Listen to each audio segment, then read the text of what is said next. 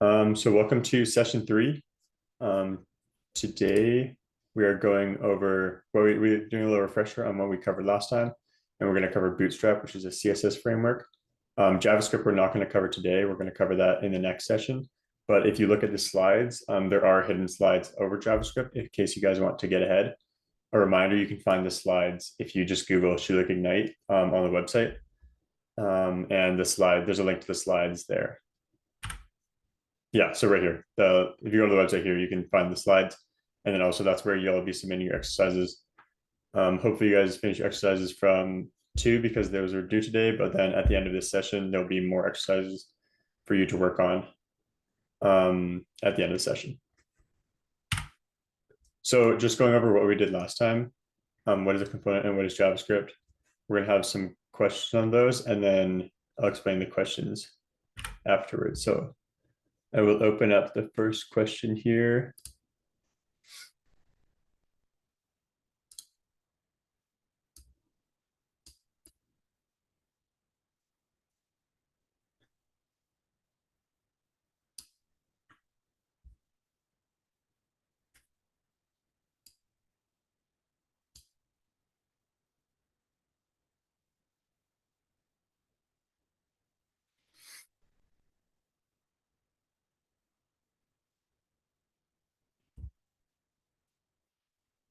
I'll add a little bit of time to it just because I see some people are still coming in.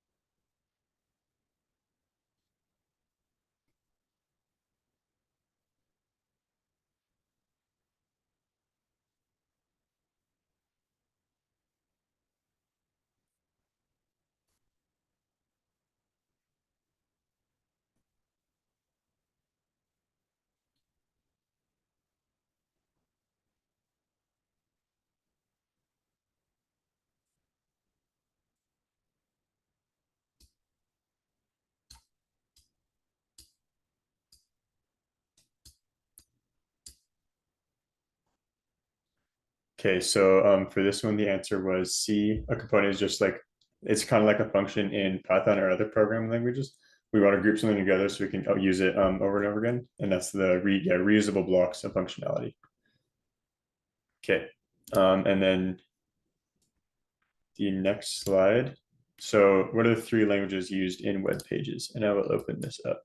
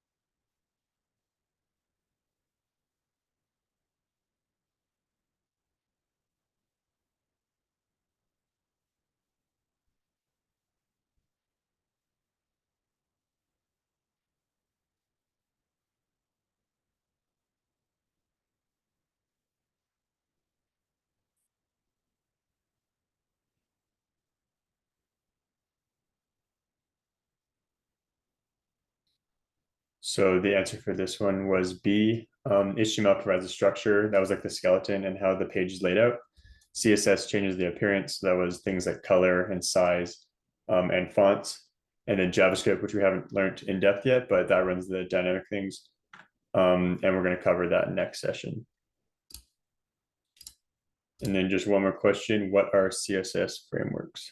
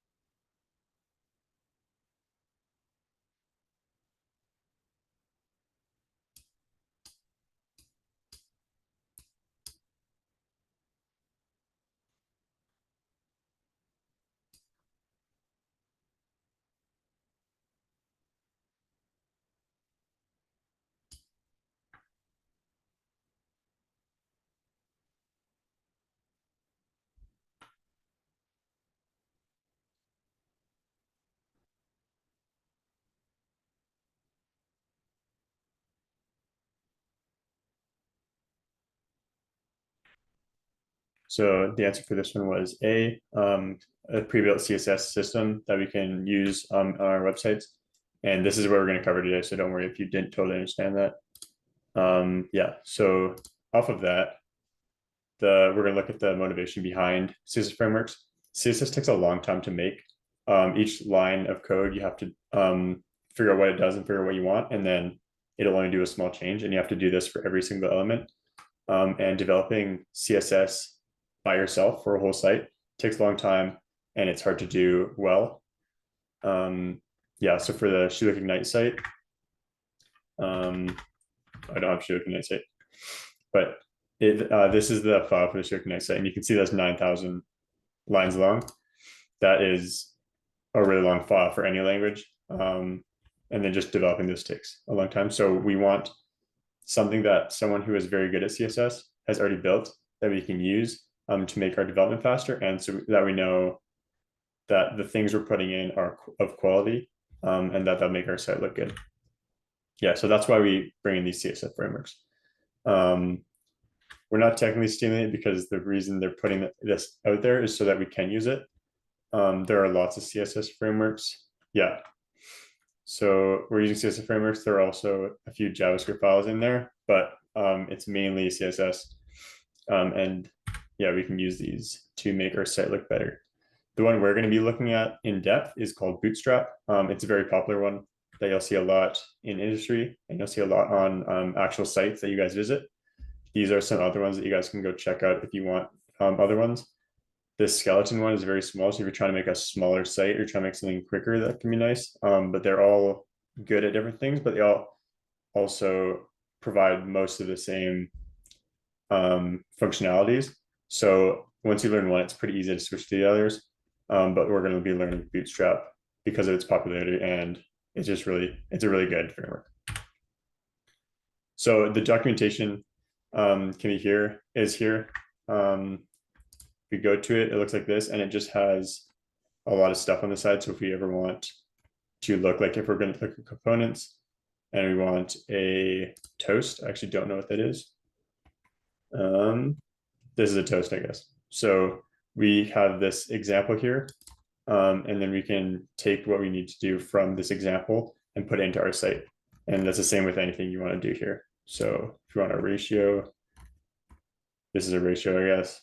There's a lot of stuff, as you can see, and some stuff you'll be using more than other things, but here's the documentation. And if you ever get stuck on something we're looking at, you can always just come here and look at the documentation. Yeah, and version matters. So if you look here, we're on 5.3 on the top right. And that's important because they are different. So wait, just one quick tip. So there's a few ways to download it. We can actually download the files, or we can use the CDN. CDN is probably easier, and that's just we're going to put in the head. So in this document, which you guys can find on the GitHub, has in the head tag the link to the CDN for Bootstrap. If I'm not mistaken, on getting started, it should have something here. Yeah, for the CDN here. So you can put this in the head. If you ever need that link, it's in the getting started. And I just found this by Googling Bootstrap, and then it's one of the first ones. If you need it, you can do Bootstrap docs and it'll show up as well. Yeah, and then you can read this post if you want some more information on that. And then, yeah, here's some extra stuff, just looking at some different uses for CSS frameworks. Yeah, and then some more links about things you guys can check out for screeners and RTLs. Okay, so for Bootstrap, yeah, it's easier to use snippet extension. This is an extension you can put on VS Code, and it does this drop-down thing that you can, it'll autofill basically on these CSS, with these CSS tags. If you haven't picked up already, we'll cover this, but CSS is done through adding class names to our HTML elements. And this just makes it way easier instead of memorizing all these things or going to the doc every time. Sometimes you can autofill with this extension and it helps a lot. Okay, so let's actually start getting something going. So we're going to build this site as we go. Again, this site can be found on the GitHub. I'm pretty sure it is template. Let's try it out. It is not template. I'm not sure which one it is, but yeah, it'll be one of these ones that you can start with. Also, you can just make your own HTML if you want and start coding along. Yeah. So yeah, a lot of this is universal. We're going to look at some specifics, but you can always, again, look at the docs and do what you want to do. And then also we're going to be using Bootstrap, but again, there's also other frameworks. And you can use the ideas we learn in this session and put those towards the other frameworks, or just use basic CSS. Just because we're using frameworks doesn't mean using basic CSS is by any means like irrelevant anymore. It's still important to know how to do CSS by yourself, and you can build your own CSS on top of Bootstrap frameworks. So just because you do Bootstrap frameworks doesn't mean you aren't allowed to use CSS anymore. You can still do both. Yeah, so using examples from the Ignite site, hopefully all of you guys have seen this site and you know things. So we're going to be picking apart this site and looking at the different sections of it in order to look at how it was built and how we could build it with Bootstrap. Yeah, so every time you go on a site, any sort of site of any size is going to have a nav bar, and that's just how you get around. So if we go back, we just see this top part, and any site, now that you know about it, you're going to see this a lot in sites. There'll always be some sort of a nav bar somewhere, and that's just how to get around to different pages. So yeah, we have this nav bar here and this nav bar here. If we go to the Bootstrap documentation again, we can find navbar. So I just Control F the navbar, and then I found it under components. And again, it'll give you this navbar. We can see it kind of looks somewhat like our Shuak Ignite one here. And then here's how to implement it. So we have like navbar on a class. And then again, like I said, we're just adding these class names.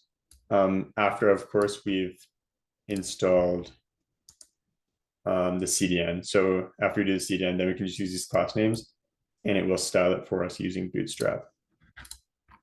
Yeah, so and then, yeah, the docs, as you can see, are very extensive. So I'm not going to go over all this, obviously, but if you ever need, if you're like wanting to implement a navbar, I would suggest just giving a skim of this to be able to see your different options for what to include in your navbar. Yeah,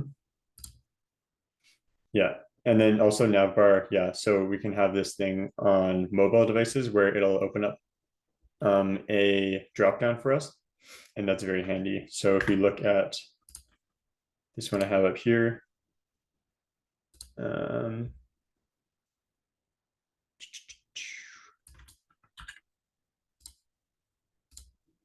yeah, right here. So if we make this small enough, then we have the navbar going into this, and we didn't explicitly do this.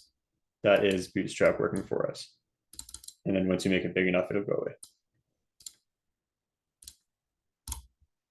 Yeah, and there's other points of navigations. Again, if you look through the docs, you'll see this tab thing, and then here's the link for that. And you can customize these to your heart's desire or to your use case that you need to be doing if someone's asking you to do that. Buttons, yeah, so there's two different ways that we can do buttons. We can either use a CSS class for button, and we can use that on a button or an A tag. Again, the A is the link, and then a button, if you try that out, it looks like a button, and we can customize that further. And then there's the HTML element, and that will be for actually linking to JavaScript once we start doing that. Yeah, nav buttons. So things we have to do is the target is going to need to know like what to do. That's where we have this data -bs dash target. And then the navbar nav is going to be, yeah. So that's the navbar nav here, and then navbar nav. These are going to link up to each other. How do we make a good first impression? So now we're moving on from navbar, and we're going to look at a different type of element or component, and that's called a hero.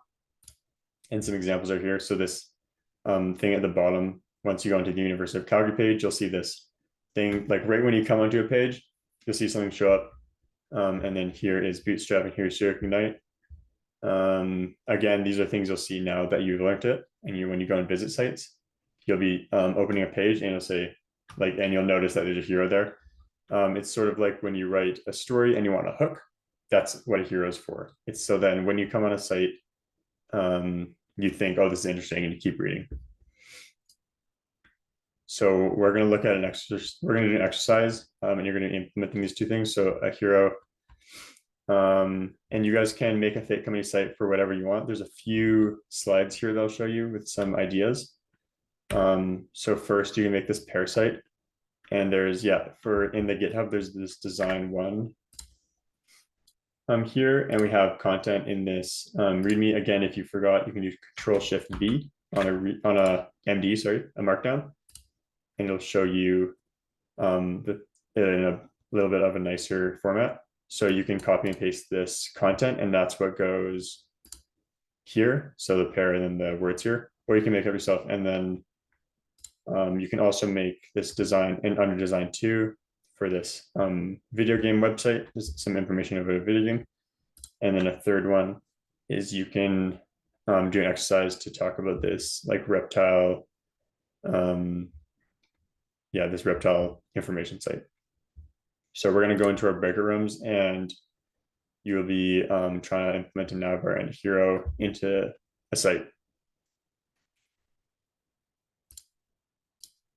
All right, perfect. So moving on from that, I just wanted to cover one thing that was put in the chat. So a CDN, when we download it on the CDN with this link here, that's just instead of downloading it and putting the files in here, that's just going to a server and grabbing the files instead. And it's a little bit cleaner. Personally, I think it's cleaner. Just have this link here instead of just messing up our file system with more these big Bootstrap files. So going back, I also wanted to point out for this, you can look at this GIF a little bit more, but essentially we can again go and look at sites that are already made, and we can copy and paste, or we can steal code. So he's inspecting here. And then copying the element, and then we can go and put that in our own site if we want, and then we can edit it to fit our website. Okay, so now that we've had the hero and the navbar, we want content. That's the whole reason we're making the site, is to show the user content. So how do we do that? Well, this is a way to do content, just having a code block. It's not that easy to write. if they really want to read a code block, they go and read like an essay or a book. They're not going to come to your site to read this just a bunch of code that's hard to look at. This is a lot nicer. Having things split up, it looks like a website. It's easy on the eyes. I know how to get around it. I kind of know what things are more important and which things are less important. Things that I can skim over and kind of get an understanding of what things are about. Yeah, so side by side, the right actually has more words on it. But if I were to ask you which site was better, like if you were a client and you were tasking me to build you a site, and then I gave you both of these, you would 100% say the right is better. Even though it has more words, it's easier to read. Yeah, so how can we do information? Yeah, we can do color here. And then we can, but even without color, we can even just breaking out the text into these blocks can be a lot easier. So we're going to use something called a grid. There is a grid in basic CSS, but we're going to be looking at the Bootstrap grid. Yeah, and that's going to be container. Again, I'm just going to go back to the docs here, and we're going to look at grid. Yeah, so grid here. And again, this gives you our basic information. So we're using container and then a row and then content. Again, you see container, row, and then we have the columns. And then again, I can copy and paste this into our site we're looking at. I'm just going to reopen. I think I actually have it open already. Yeah, so we see these columns here. And then if we scroll over it, these different columns are made using the grid. And we can see our Bootstrap code over here. Yeah, so we have the container that holds the grid, and then each row, and then expanding on that, we have the columns.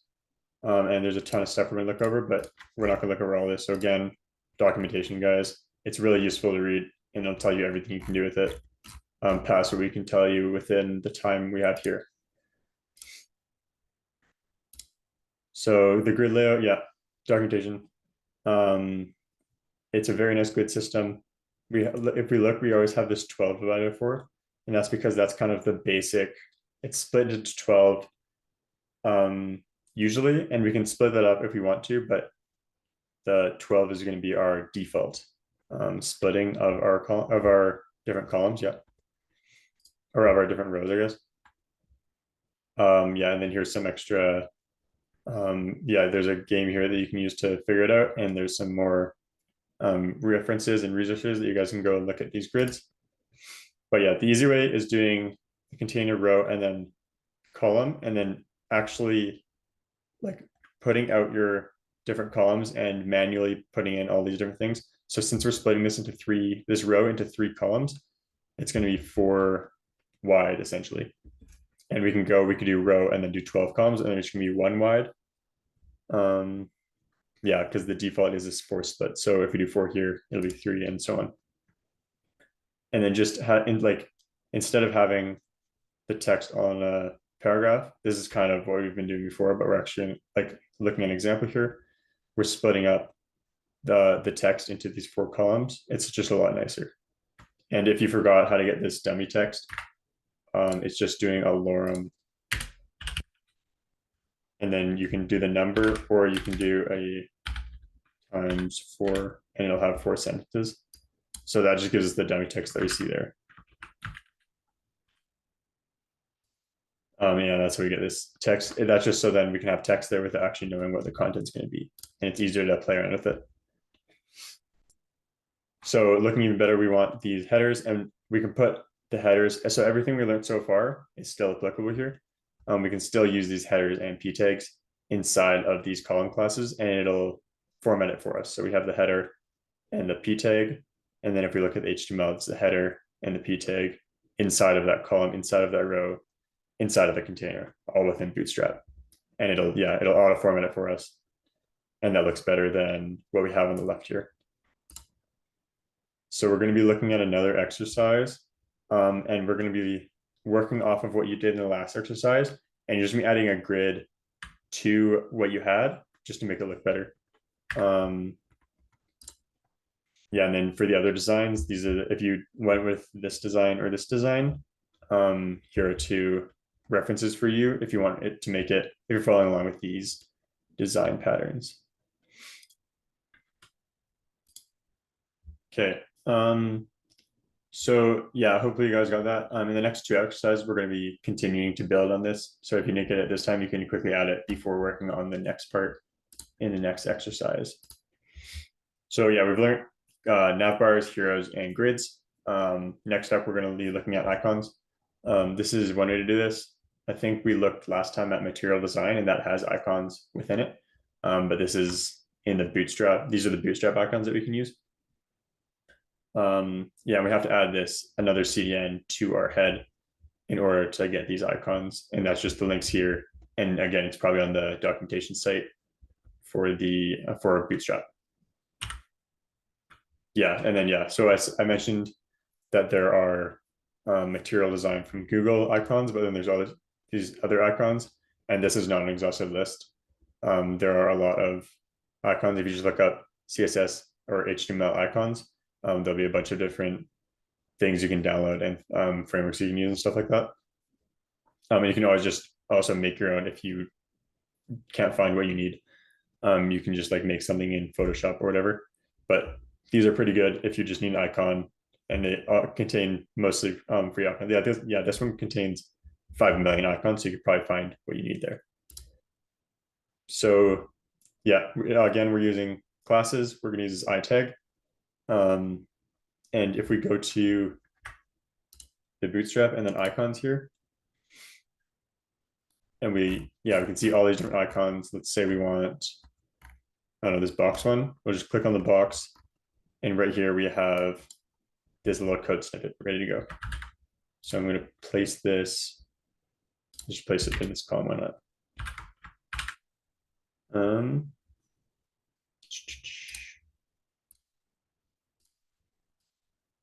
Where are we? Okay. Oh, I didn't put the, yeah, so I messed up. So I didn't put the link in for the icons here. And that's why it's not showing up.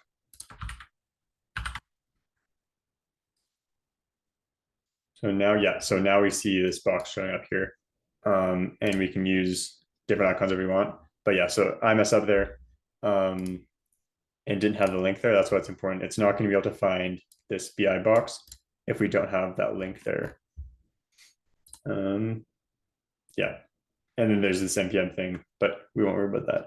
About installing icons, the easiest way probably is the CDN.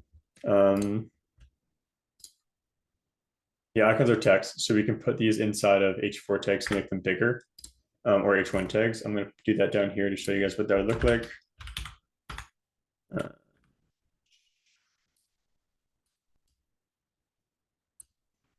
So this should make it a header tag, an h1.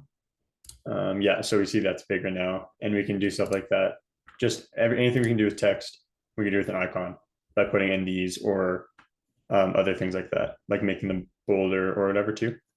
I think actually, if we want to make them bolder, maybe not. I think that's material design I'm thinking of. But there's also, yeah, there's ways to make it bolder and stuff. If you want a bolder icon. So alignment, you saw when I made it a header, it popped on top, but when it wasn't, it was beside the text when I put that box into my site. And then centering, we're just going to do inside the class text center. And that's because, remember, these icons are text, so we can use text center. And that's going to make sure the text as well as the icon are center all inside of this div class. So yeah, examples. These dudes on our Looking Night website, centered, we have the icon, the title, and then the information at the bottom. And then also on this, I'm pretty sure this is on the UFC, we have the icons beside the titles and the words. And we can see again, the CSS, sorry, Bootstrap is used in different sites, and we can use it. It looks different, but it's just an easy way to get this working instead of making all the CSS. And we can just rely on Bootstrap to do it for us. Oh, that's a link. So yeah, so we're going to be adding these icons now into our site. So you can go back and look at what we did here. And then again, documentation is your friend. And just like how I copied and pasted it in, that's how you're going to get these icons.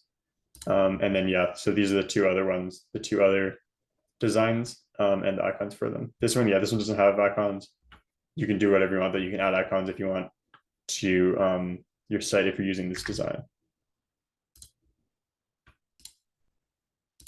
All right, perfect. Again, don't worry if you didn't get everything done that you wanted to get done. These exercises with the blue tops are not, you're not handing these in. So these are just so then you can play around with what we've been learning and get a little practice by yourself and get a chance to ask your mentors questions. One thing I wanted to point out, you've seen me probably using this port, this live share down here. And that's just when you're on a HTML element, you can open it to a server so then you can view it on your extension. And this is just the extension if you guys wanted to download that on your VS Codes. And that just allows you, you can see I'm opening up this on my computer. And then when I make changes on my HTML document and I save it, it'll update on this instead of having to like reset every time you make a change on your HTML documents. It's just a really handy tool for when you're developing. It just speeds up the process. Okay, so yeah, we learned these different things, icons, navbars, heroes, grid. We're gonna go even further. We're gonna look at cards. Cards are used a lot. They don't always look like this. They can look like, they can be a little bit different. Yeah, so these are cards that we can see in, yeah, these are cards we can see on production. So I'm just gonna look at the Shoe Looking Now website. Ooh. Looks like it's not working for me right now. There you go. I find a card here somewhere. Yeah, so these are cards here. When you're looking at submitting, I'll go to the Scorch one. Yeah, when for the slides and stuff, this is a card here. We look at the inspect and then yeah, card on the header. Yeah, so a card with header. And you can see that we're using cards on a site that's in production right now. Yeah, and there's some other examples as well. So basically, again, we put the class name as whatever we want it to be. And again, we can look at the documentation to figure out exactly how to do this. For the overall div that we're going to contain everything in, we're going to name that card and then card body. With header, we'll put card header. And then, yeah, we can have these different dashes. Looking at the docs, where's card? Card. So here, yeah, card body, card title. We have card image top. That's one thing we can have. We don't need that. Card text. And then the button, we just have a button as primary, but it's going to go underneath inside of our card because we have that in our card div. So if I want to add this to my site, I'm going to go to the docs, copy it, and then paste it down here. And so this source, I'll just go show you guys. We're seeing no image here because we don't have a source. That's okay.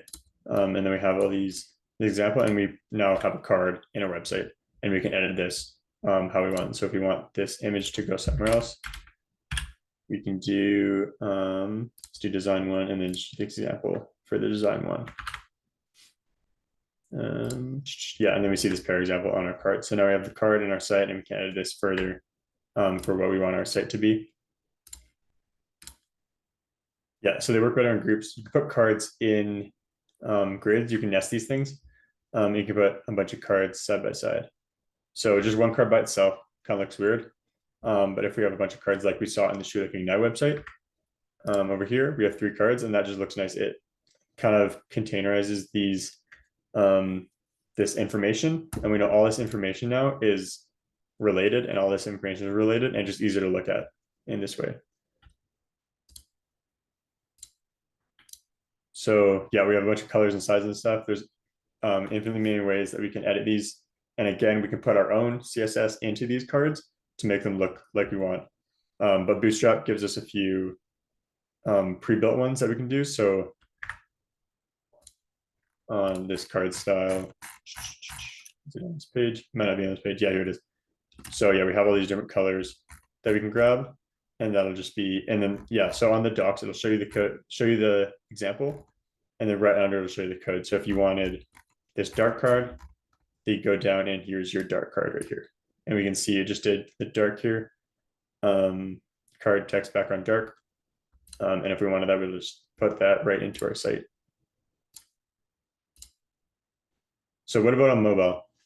Web pages are not only viewed on browser on desktops, they are also viewed on mobile. And as a web developer, it's annoying, but it's something you really have to account for, because everyone has a phone in their pocket now.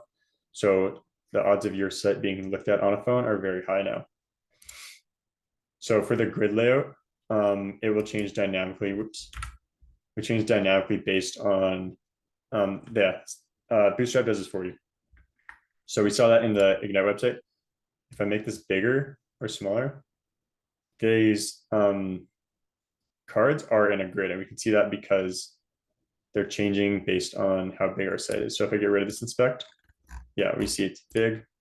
And then I go back into it, and I'm just going to make it, let's say, an iPhone. Yeah, so we see iPhone 14 Pro Max. And now we'll see what someone on an iPhone would see. And we see that it's different. It's laid out just one column per row. And that's just because of Bootstrap is handling that for us. If you remember last time, we looked at media queries, and that was where we can change CSS based on the size. But using Bootstrap, it's a lot easier. And this documentation will tell you exactly when it's switching. So it's switching on 540, 720. And you can specify what you want things to look like with these small, medium, large, extra large, extra large. And that's, again, all written in the documentation for you to look up when you're developing with these. Yeah, column, size, columns. So column, medium, 12. And to get whichever size you want, you're going to look at the documentation here. And then after the dash.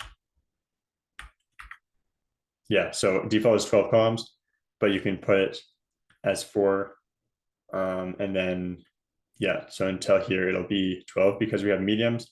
So 768 here, and it'll be medium once we get there. Yeah, so row, column here, and then we have like 2 different selectors for based on how big the screen is. That's why we have the same card, but we have it showing up 2 different ways on 2 different widths of screen. Yeah, so there's alternate cards. There's a lot of alternate to cards. If you look at these things and you just look through them, you might want to use something more than cards. And yeah, here's some equivalents for those things. Again, use what you need for your site. Cards is just one example of how to display information. So the last step we're going to be doing in our example that we've been developing this whole way is we're going to be making it mobile friendly. So we're going to be using those column dash size dash or call dash size dash column numbers. And we're going to be using those to make our site we've been developing mobile friendly. Yeah, so here again are the other 2 designs for when we're resizing them and what that looks like.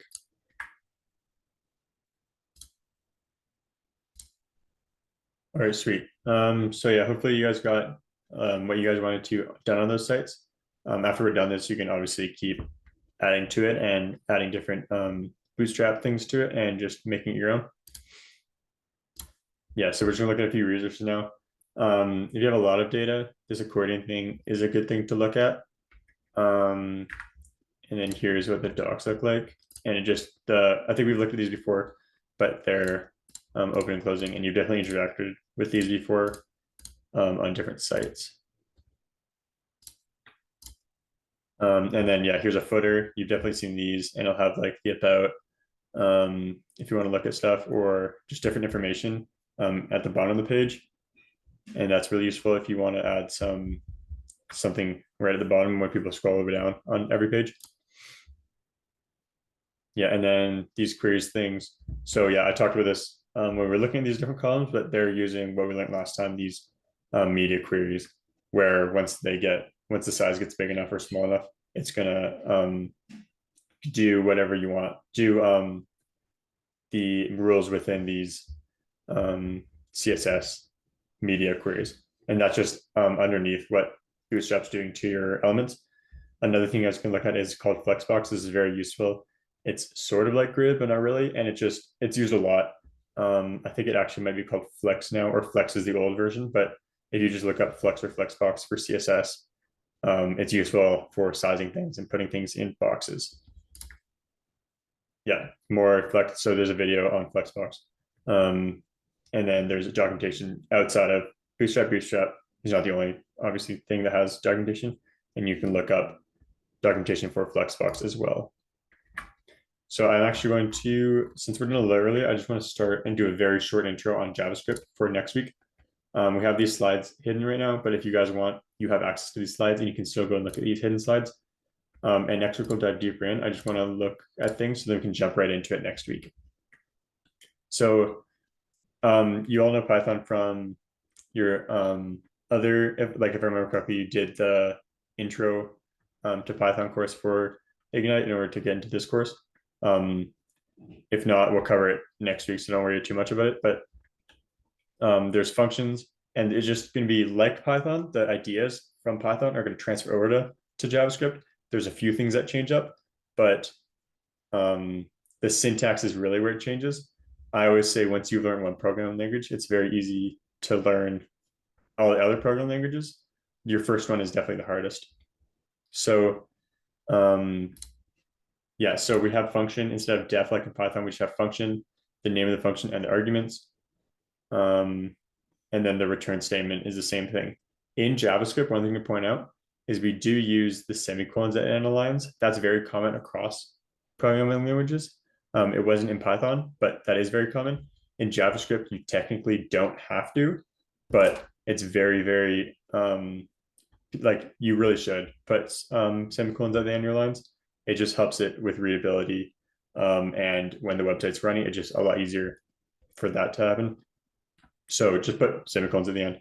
Once you start coding in it, it'll just become second nature. And it's easy enough to do. So data types, we do have these different data types in JavaScript. We did have them in Python, although you didn't really know that we did. Well, yeah, I actually did know that we did, but we don't specifically state this is a string or this is an integer. It just automatically assigns it in JavaScript as well as Python, so that will carry over. And then JSON is kind of like the dictionary of JavaScript. And yeah, we'll look over these again next week, but there's just different data types. If you guys remember your Python, this is all looking very similar.